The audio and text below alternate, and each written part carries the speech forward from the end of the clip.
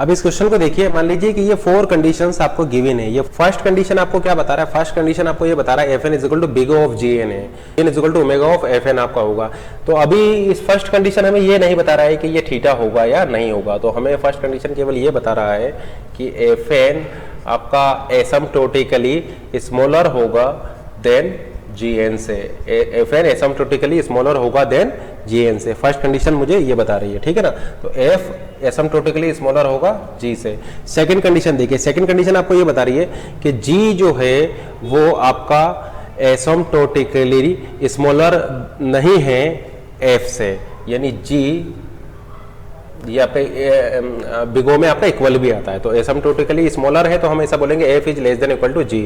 Second condition मुझे ये बता रही है कि G जो है वो आपका एसिम्प्टोटिकली स्मॉलर नहीं है Fn से, यानी G is not equal to F, ठीक है ना। G is not less than equal to F। Third condition मुझे क्या बता रही है? थर्ड कंडीशन मुझे ये बता रही है कि G जो है वो एसिम्प्टोटिकली स्मॉलर है H से।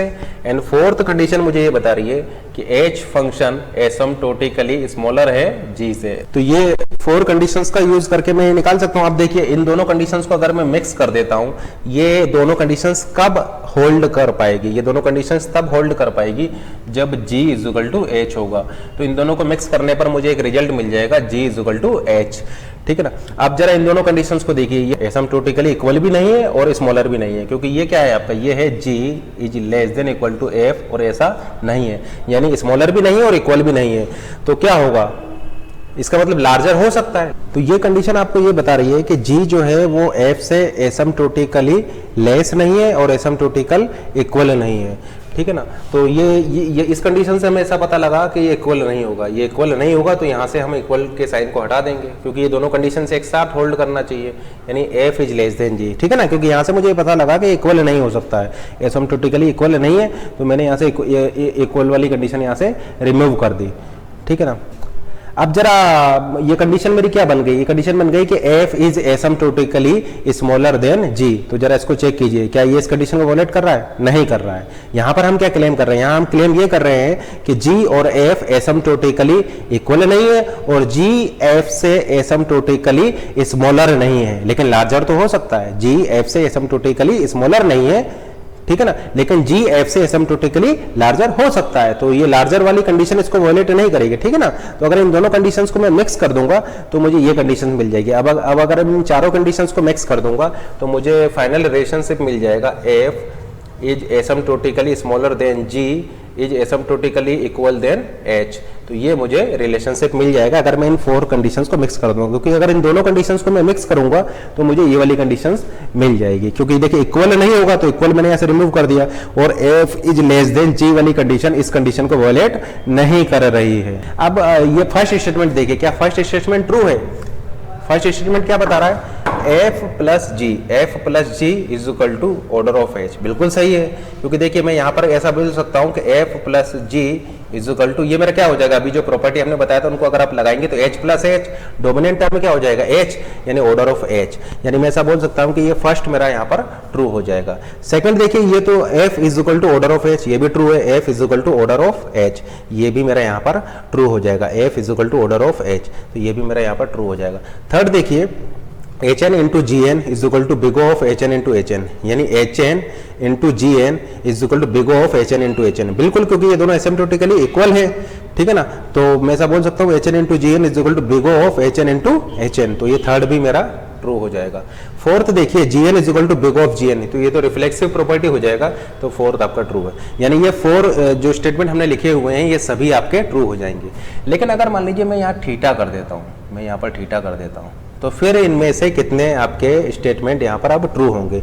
ये एसिम्प्टोटिक रिलेशन है, F G और H में ये एसिम्प्टोटिक रिलेशन है। एसिम्प्टोटिक रिलेशन क्या है? एसिम्प्टोटिक रिलेशन इस तरीके से है, G is equal to theta of H, H is equal to theta of G, और हम ऐसा बोल सकते हैं कि G is equal to omega of F, F is equal to big O of G, F is equal to big O of G, F is equal to big O of H, G is equal to omega of F, H is equal to omega of F, G is equal to theta of H, H is equal to theta of G। ये asymptotic relation है, ठीक है ना। अब अगर मैंने यहाँ पर थीटा कर दिया है तो क्या इनमें से कौन सा ट्रू होगा, तो देखिए एफ प्लस जी यानी डोमिनेंट टर्म हम ले रहे हैं, तो फर्स्ट वाला तो अभी भी यहाँ पर ट्रू है, फर्स्ट वाला अभी भी यहाँ पर ट्रू है। इनफैक्ट आप एच एन की जगह आप जी एन भी लिख देंगे तब भी ये रिलेशनशिप यहाँ पर ट्रू रहेगा। एच एन की जगह अगर आप जी एन भी लिख देंगे तब भी रिलेशन ट्रू रहेगा, क्योंकि जी एन और एच एन जो है वो एसिम्प्टोटिकली इक्वल है। F n equal to theta of H N, ये क्या अब ट्रू रहेगा? नहीं ट्रू रहेगा, क्योंकि ये एसिम्प्टोटिकली स्मॉलर है, ये एसिम्प्टोटिकली स्मॉलर है। देखिए ये दोनों एसिम्प्टोटिकली इक्वल है, लेकिन ये इससे एसिम्प्टोटिकली स्मॉलर है, तो ये थीटा नहीं हो सकता। ये बिगो तो होगा लेकिन थीटा ये नहीं होगा, तो ये सेकंड स्टेटमेंट अब मेरा फॉल्स हो जाता।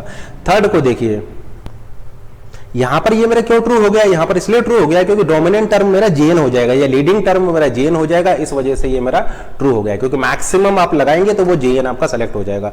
अब देखिए H N into G N is equal to theta of H N into H N, ये रिलेशनशिप भी मेरा ट्रू है, क्योंकि एच एन इंटू एच और जी जो है वो एसिम्प्टोटिकली इक्वल है, तो H N into G N is equal to theta of H N into H N, ये मेरा ट्रू हो जाता। थर्ड देखिए G N is equal to theta of G N, reflexive property है, ये मेरा ट्रू होता।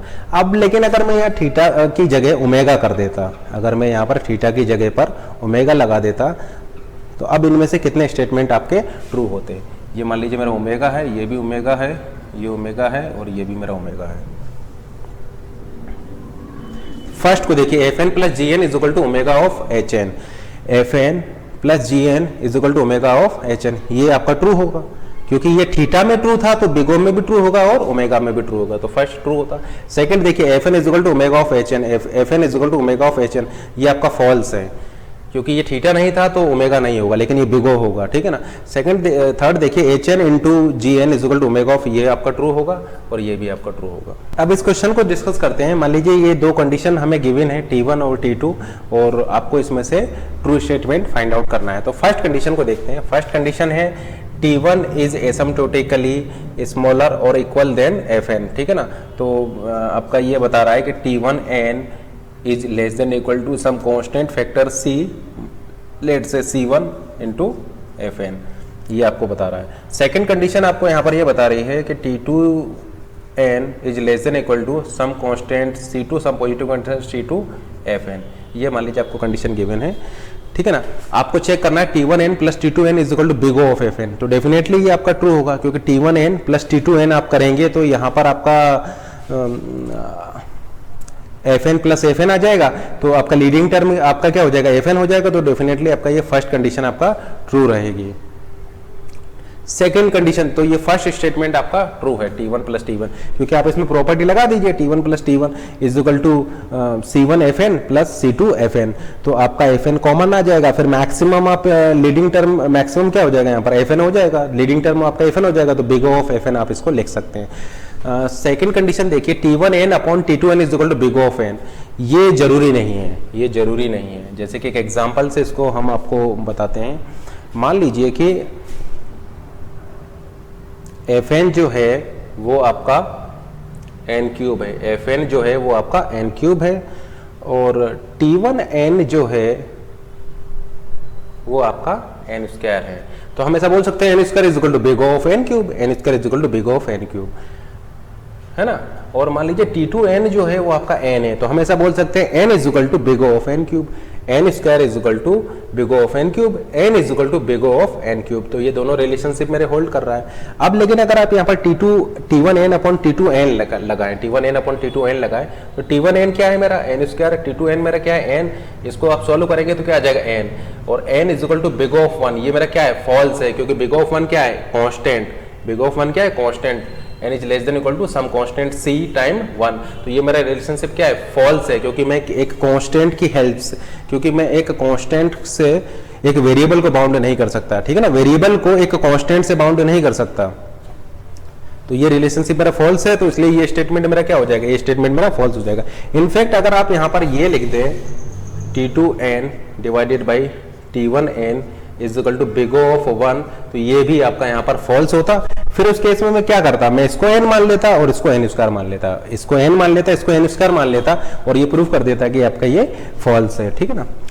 तो ये स्टेटमेंट आपका फॉल्स है, क्योंकि अगर आप इस तरीके से फंक्शंस आपके होते तो फिर उसको ये सेटिस्फाई नहीं करते। नेक्स्ट देखिए T1n is equal to T2n, ये भी गलत है आपका, T1n is equal to T2n। जैसे कि यहाँ पर देखिए T1 n क्या है, एन स्क्वायर, T2 n क्या है, n, यानी n square is equal to big O of n, गलत है ये, n square is equal to big O of n, ये आपका फॉल्स है, तो ये स्टेटमेंट भी आपका फॉल्स हो जाता। नेक्स्ट देखिए T2n is equal to big O of T1n, T2n is equal to big O of T2n। तो अगर मान लीजिए मैं इसको एन स्क्वायर मान लूं और इसको n मान लूं, इसको एन स्क्वायर मान लूं और इसको n मान लूं, देन मैं अगेन बोल सकता हूं कि ये वाला भी मेरा फॉल्स हो जाता। तो ऑलवेज ट्रू आपका केवल फर्स्ट स्टेटमेंट है। लेकिन मान लीजिए मैं यहाँ पर चेंज कर देता हूँ, इस प्रॉब्लम को चेंज कर देता हूँ और बिगो की जगह पर थीटा लगा देता हूँ, बिगो की जगह पर थीटा लगा देता हूँ। अब यहाँ पर कितने आपके ट्रू हो जाएंगे? तो देखिए फर्स्ट वाला, क्या मैं ऐसा क्लेम कर सकता हूँ कि फर्स्ट वाला ट्रू होगा? देखिए ये बिगो है, यहाँ पर हमने ये क्लेम नहीं किया है कि ये थीटा है, यहाँ पर भी हमने ये क्लेम नहीं किया है कि ये थीटा है, ठीक है ना, ये बिगो है। जबकि T1 प्लस T2n करेंगे तो ये आपका एन स्क्वायर प्लस एन क्या आएगा, एन स्क्वायर प्लस एन आएगा एन स्क्वायर, यानी n square is not equal to theta of n cube, n square is not equal to theta of n cube. तो फिर उस केस में तो आपका फर्स्ट वाला रिजल्ट ही फॉल्स हो जाता, सेकंड वाला भी आपका फॉल्स है, थर्ड वाला भी फॉल्स है और फोर्थ वाला भी फॉल्स है, ठीक है ना। तो ये आपका फर्स्ट वाला भी उस केस में फॉल्स हो जाता। लेकिन अगर मैं यहाँ पर ओमेगा लगा देता, अगर मैं यहाँ पर ओमेगा लगा दूं,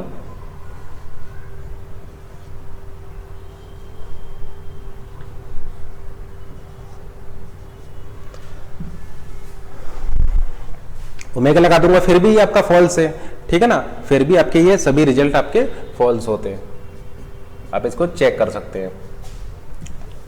लेकिन मान लीजिए कि यहां आपका बिग ओ होता, यहां आपका बिग ओ होता और यहां मैं अब थीटा कर देता हूं, यहां मैं अब थीटा कर देता हूं। अब चूंकि ये और ये एसिम्प्टोटिक इक्वल है तो इसका जो ऑर्डर है वो भी आपका n क्यूब होता, और ये एसिम्प्टोटिक इक्वल है तो फिर इसका भी ऑर्डर आपका n क्यूब होता। तो फिर हम ऐसा बोल सकते थे कि ये एसिम्प्टोटिक इक्वल है, then T1 is asymptotical equal to Fn, T2 is asymptotical equal to Fn, then T1 is asymptotically equal to T2 और T2 is asymptotically equal to T1। Then आपका ये फर्स्ट जो है रिलेशन ये आपका true होता, second relation भी आपका ट्रू होता, थर्ड रिलेशन भी आपका ट्रू होता एंड फोर्थ रिलेशन भी आपका ट्रू होता। अगर आप यहाँ पर थीटा लगा दें, यहाँ थीटा लगा दें, यहाँ भी थीटा लगा दें, यहाँ भी थीटा लगा दें, यहाँ भी थीटा लगा दें, देन फिर भी आपके ये सारे रिजल्ट ट्रू होते हैं। मान लीजिए आप यहाँ थीटा लगा देंगे, देन उस केस में भी आपके ये सारे रिजल्ट ट्रू होते, और अगर आप यहाँ पर ओमेगा लगा देंगे तब भी आपके ये सारे रिजल्ट, उस केस में भी आपके ये सारे रिजल्ट ट्रू होते हैं, ठीक है ना। तो अगर वो थीटा होगा तो आपके ये सारे स्टेटमेंट ट्रू हो जाएंगे।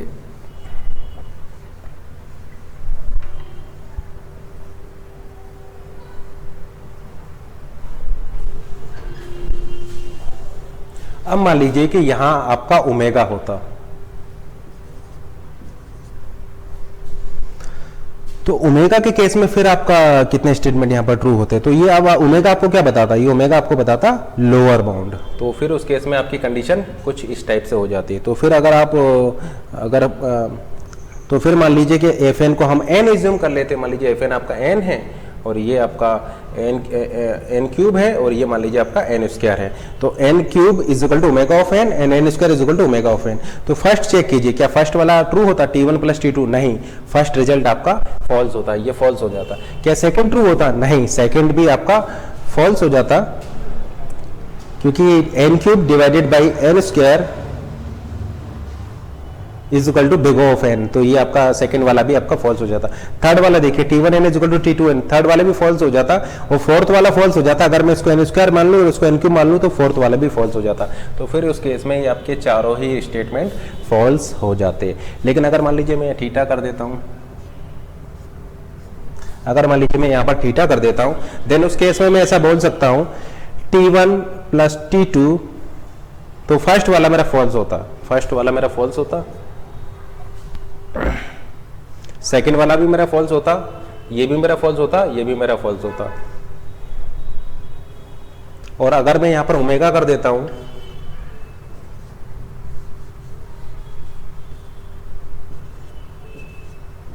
अगर मान लीजिए मैं यहां पर ओमेगा कर देता हूं, देन फर्स्ट वाला स्टेटमेंट मेरा अब ट्रू होता। फर्स्ट वाला स्टेटमेंट मेरा ट्रू है, सेकंड वाला मेरा फॉल्स है। देखिए सेकंड वाला फॉल्स मेरा तब हो जाता जब मैं इसको n स्क्वायर एज्यूम कर लूं और इसको n क्यूब एज्यूम कर लेता। तो फिर उस केस में n square divided by n cube, तो ये आपका क्या आता, ये आपका 1/n आता। तो 1/n is not equal to omega of 1 for all value of n greater than equal to 1, for n is greater than equal to 1, ठीक है ना, क्योंकि 1/n is equal to big O of 1 है, लेकिन 1/n is not equal to theta of 1 है। आप constant से इसको अपर बाउंड कर सकते हैं, लेकिन कांस्टेंट से इसको लोअर बाउंड नहीं किया जा सकता, इसलिए थीटा भी नहीं होगा। तो सेकंड वाला फॉल्स हो जाता। थर्ड वाला देखिए, T1n is equal to omega of T2n, ये भी आपका फॉल्स है, थर्ड भी आपका फॉल्स है, एग्जाम्पल आप ले सकते हैं, फोर्थ भी आपका फॉल्स हो जाता। तो फिर उस केस में केवल आपका फर्स्ट ट्रू होता। अब देखिए, ये मैं ऐसा बता सकता हूँ यहाँ पर कि Fn और Gn जो है वो दोनों ही एसिम्प्टोटिकली इक्वल होंगे, क्योंकि देखिए ये आपका लीडिंग टर्म क्या है, लीडिंग टर्म है एक्सपोनेंशियल 2 पावर n, तो इनको मैं नेगलेक्ट कर सकता हूँ, इस कांस्टेंट को नेगलेक्ट कर सकता हूँ। तो मैं ऐसा बोल सकता हूँ Fn and Gn are asymptotically, Fn and Gn asymptotically equal, ठीक है ना। तो Fn is equal to theta of Gn and Gn is equal to theta of Fn।